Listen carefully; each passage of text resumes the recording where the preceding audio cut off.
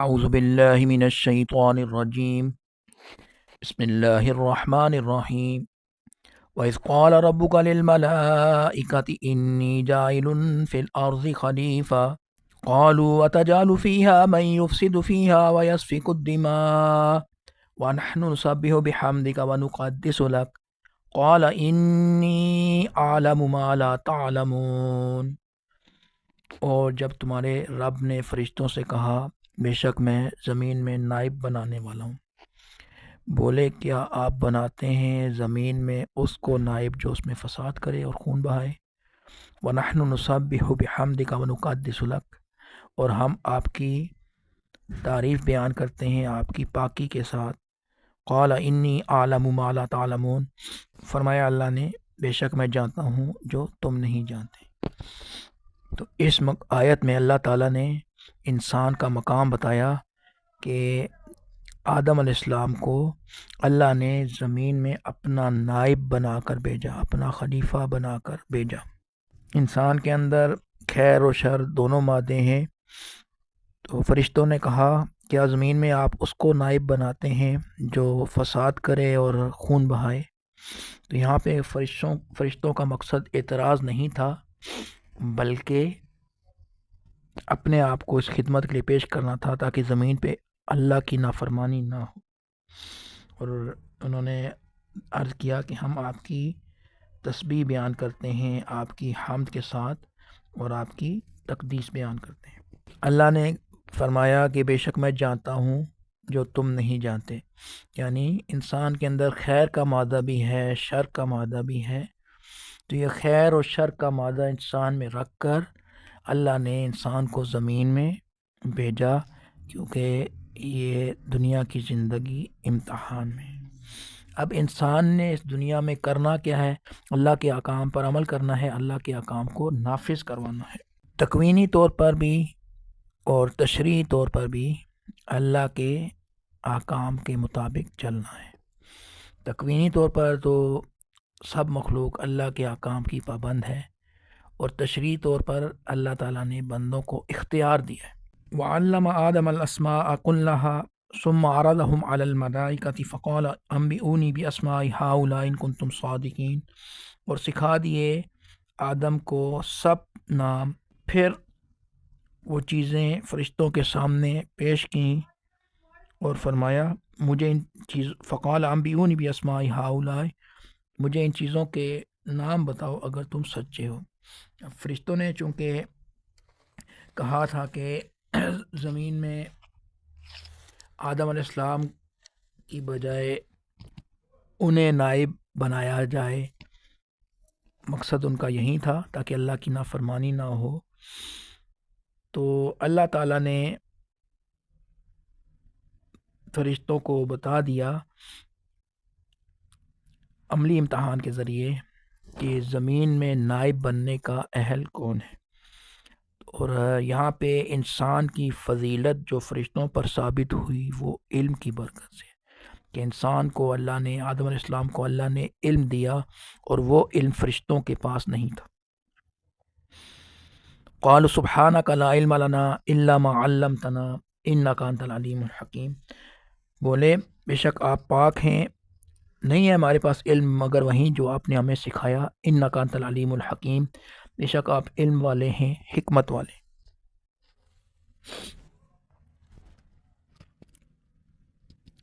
اب زمین میں انسان کو اللہ نے جو اپنا نائب بنایا، خلیفہ بنایا، تو اللہ کے احکام پر عمل کرنے کے لیے، اللہ کے احکام پر عمل کروانے کے لیے، اور زمین میں اللہ کے خلیفہ بن کر رہنے کے لیے علم کی ضرورت ہے، اور فرشتوں کے پاس وہ علم نہیں تھا۔ تو قال یا آدم انبئہم باسمائہم، پھر اللہ تعالیٰ نے فرمایا اے آدم انہیں ان چیزوں کے نام بتاؤ۔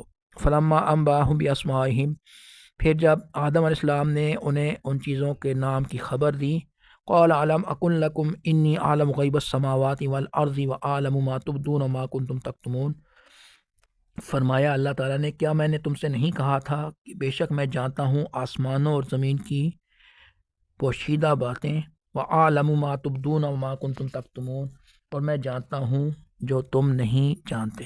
یہاں سے فرشتوں پر انسان کی فضیلت ثابت ہوئی، نور پر یعنی فرشتوں پر بشر کی فضیلت ثابت ہوئی۔ وَإِذْ قُلْنَا لِلْمَلَائِكَةِ اسْجُدُوا لِآدَمَ فَسَجَدُوا إِلَّا إِبْلِيسَ، اور جب ہم نے کہا فرشتوں سے آدم علیہ السلام کو سجدہ کرو، فَسَجَدُوا إِلَّا إِبْلِيسَ، تو سب نے سجدہ کیا مگر ابلیس نے سجدہ نہیں کیا۔ تو آدم علیہ السلام کی فضیلت ثابت ہو گئی، اور اللہ کا حکم بھی تھا کہ زمین پر اللہ کے نائب ہوں گے آدم علیہ السلام۔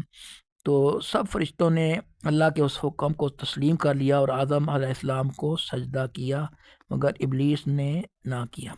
اب یہ سجدہ ایسے ہی ہے جیسے ہم اللہ کے حکم پر عمل کرتے ہوئے خانہ کعبہ کی طرف رخ کر کے سجدہ کرتے ہیں، تو یہ حقیقت میں اللہ کے حکم پر عمل ہوتا ہے۔ ابا واستکبر وکان من الکافرین، ابلیس نے انکار کیا اور تکبر کیا اور ہو گیا کافروں میں سے، اور تھا وہ کافروں میں سے، یعنی اللہ کے علم میں وہ کافروں میں سے تھا۔ الحمدللہ الذی عافانا مما ابتلاہ بہ وفضلنا علی کثیر ممن خلق تفضیلا۔ اللہ تعالیٰ کا شکر ہے، اللہ نے ہمیں آدم علیہ السلام کی اولاد میں سے بنایا، بنی آدم میں سے بنایا۔ اللہ تعالیٰ ہمیں ہمیشہ اپنا بنا رکھیں۔ تو وقلنا یا آدم اسکن، اور ہم نے کہا ہے آدم رہو تم، انت وزوجک الجنہ، رہو تم اور تمہاری بیوی جنت میں، وَكُلَا مِنْهَا رَغَدًا حَيْثُ شِئْتُمَا، اور کھاؤ اس جنت میں سے جہاں سے چاہو رغبت کے ساتھ، وَلَا تَقْرَبَا هَذِهِ الشَّجَرَةَ فَتَكُونَا مِنَ الظَّالِمِينَ، لیکن اس درخت کے قریب نہیں جانا پھر تم ظالموں میں سے ہو جاؤ گے۔ وہ درخت کون سا تھا؟ دنیا کا درخت تھا۔ جنت کے اندر اللہ تعالیٰ نے دنیا کا درخت بھی لگایا، جو بھی تھا پھل، تو اس درخت کے کھانے سے منع کر دیا۔